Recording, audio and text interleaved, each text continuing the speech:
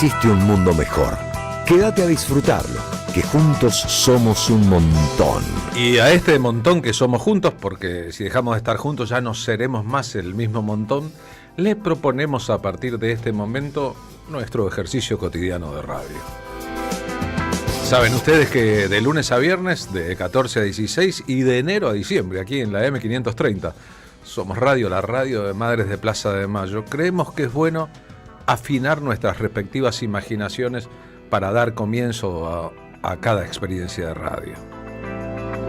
Seguimos una línea trazada en el tiempo por Ebe Bonafini. Ebe pensaba que cuando elaboramos el concepto nos damos cuenta de que la radio termina funcionando en el teatro de la mente. En los teatros de la mente, en los recovecos o pasillos de la memoria, como quiera que fuese, la idea ilustra una cosa que nos acontece. Una vez que escuchamos la radio o que la consumimos visualmente en la era del streaming, eso no es toda la radio, es una parte, el cerebro podría hacer el resto del trabajo.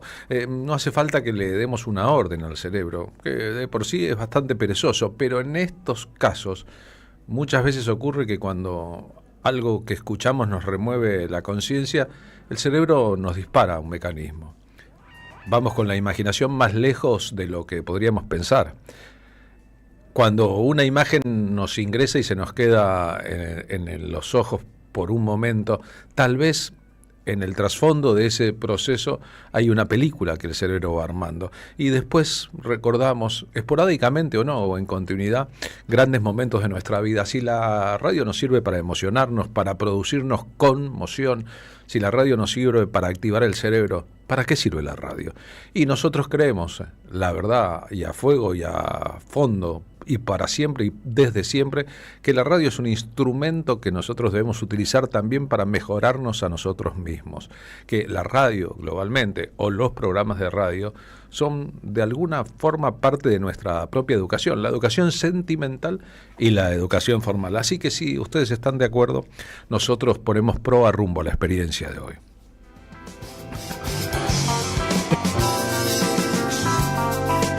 Hoy, como cualquiera lo sabe, no hace falta escuchar la radio para percibirlo, es un día especial.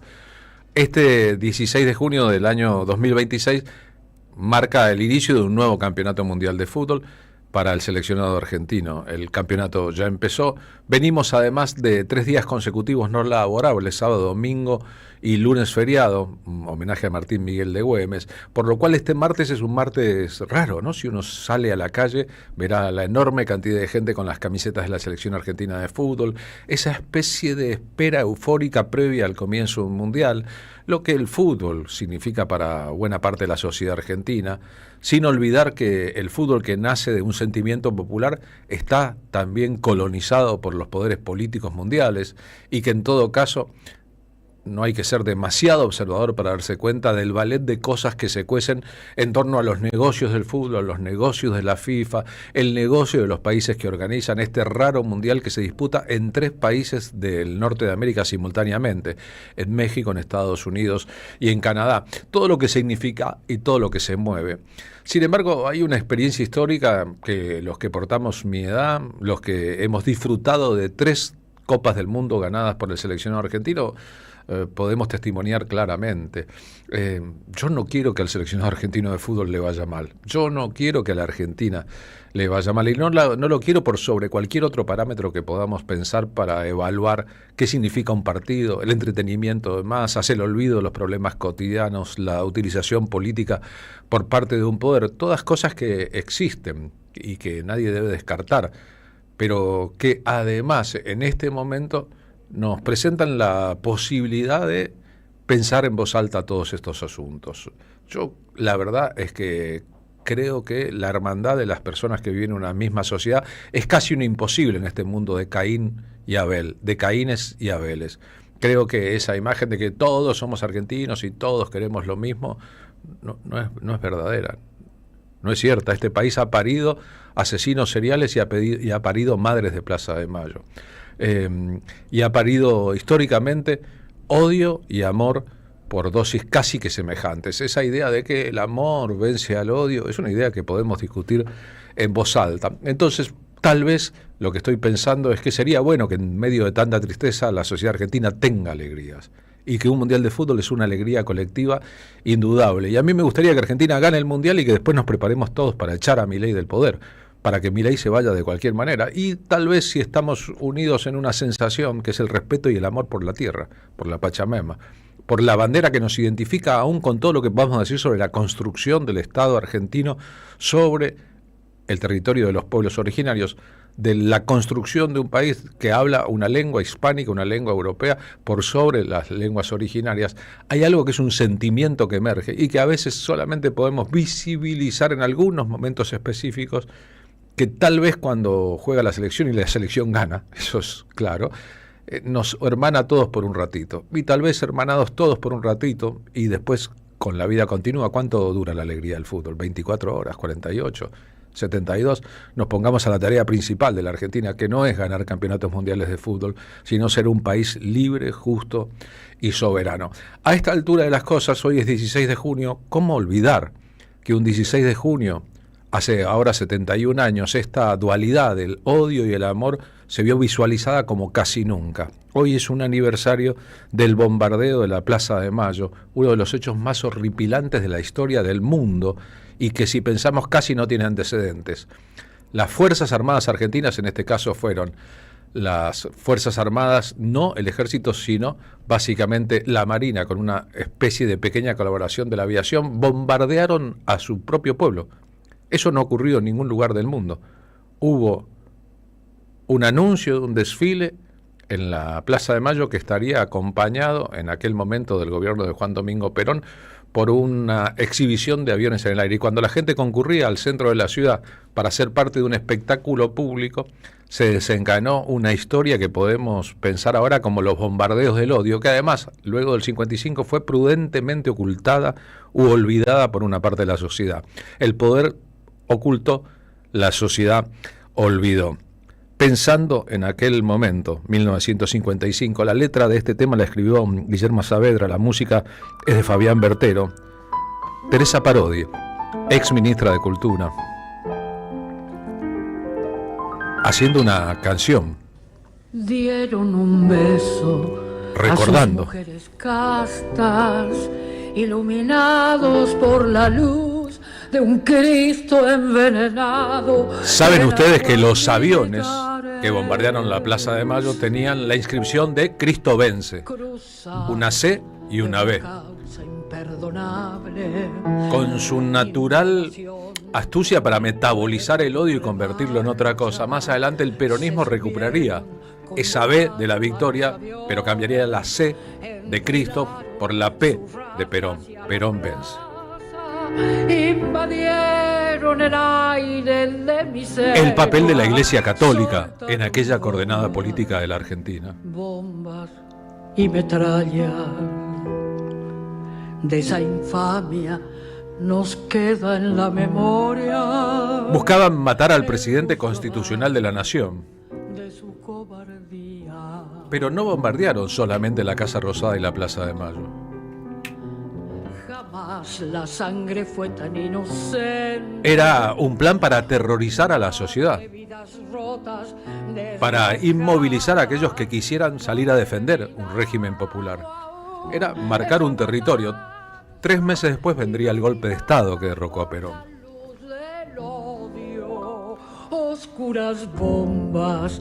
Hoy que tantos de nosotros sentimos los efluvios del amor por la patria, por un partido de fútbol, por una camiseta, ¿sentimos todo lo mismo ante el 16 de junio? De su cobardía. Y de no haber mediado el siglo XXI, todo lo que ocurrió en torno al peronismo en el siglo XXI, la aparición de otros liderazgos, tal vez estos hechos hubieran quedado en el olvido. Todos conocemos el Guernica de Picasso. ¿Cuántos conocen la obra de Daniel Santoro? Estamos compartiendo en el streaming en torno a lo que ocurrió en esta ciudad, en este mismo país, un día como hoy de una época no tan lejana. Informe de Canal Encuentro, cuando el Canal Encuentro era el Canal Encuentro, sobre el 16 de junio de 1955.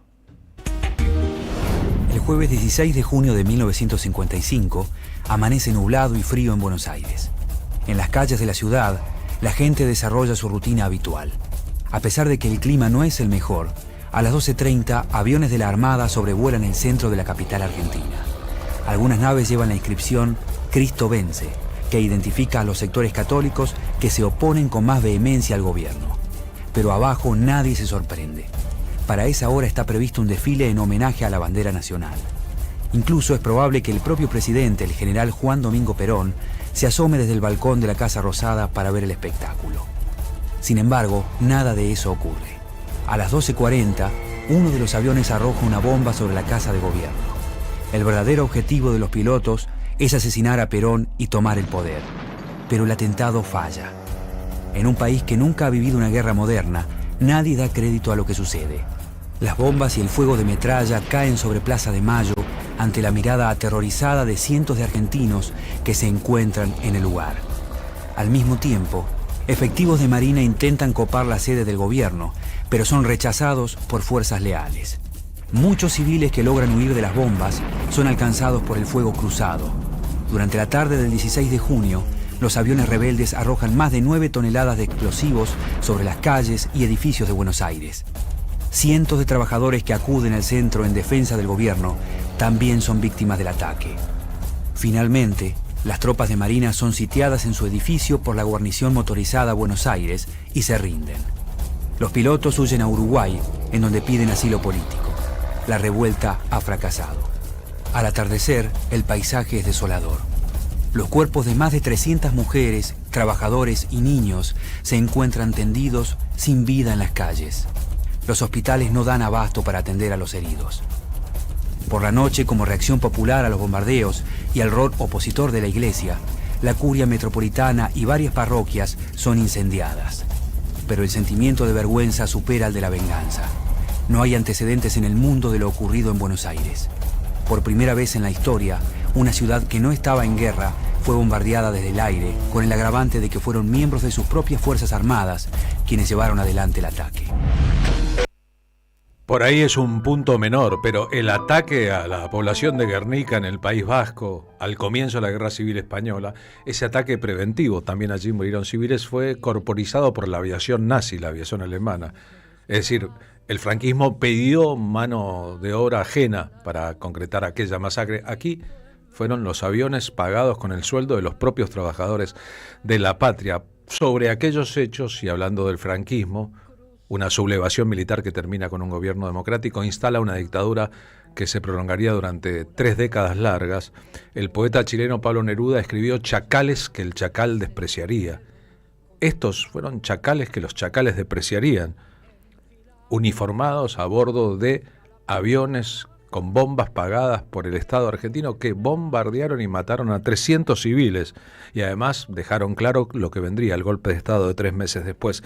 El Perón, el Juan Domingo Perón, indignado después de aquellos acontecimientos del 16 de junio, dice lo siguiente en cadena nacional.